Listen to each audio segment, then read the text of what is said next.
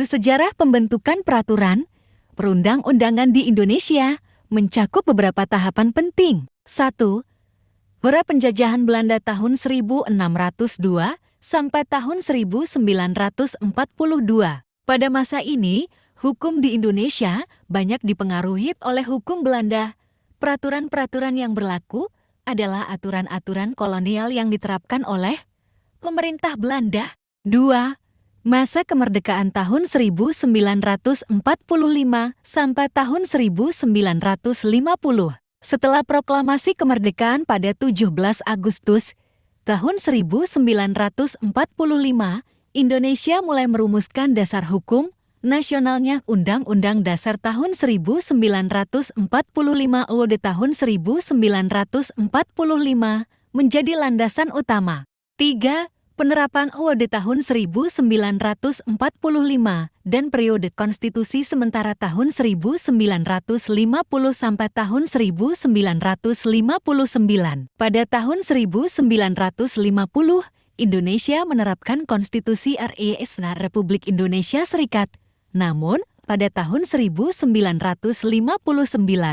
UUD tahun 1945 kembali berlaku penuh setelah dikeluarkannya Dekret Bu Presiden 5 Juli tahun 1959.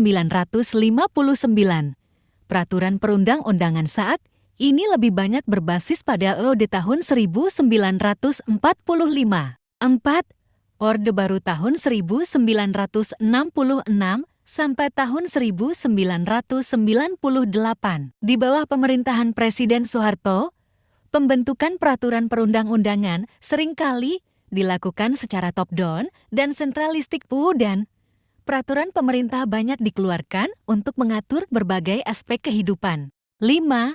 Reformasi dan era pasca reformasi tahun 1998 sekarang. Setelah reformasi tahun 1998, sistem pembentukan peraturan perundang-undangan mengalami perubahan signifikan. Indonesia mengadopsi prinsip demokrasi dan transparansi yang lebih besar.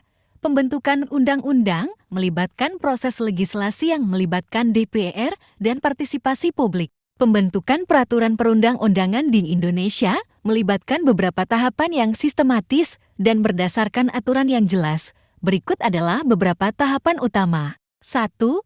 Perencanaan. Proses ini dimulai dengan perencanaan yang dilakukan dalam program legislasi nasional untuk menentukan skala prioritas pembentukan undang-undang yang bertujuan untuk mewujudkan sistem hukum nasional.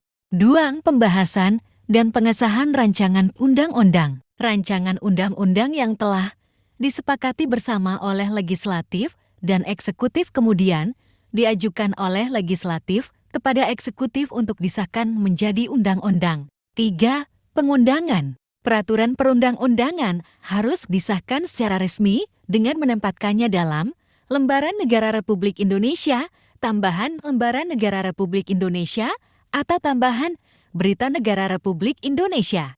4.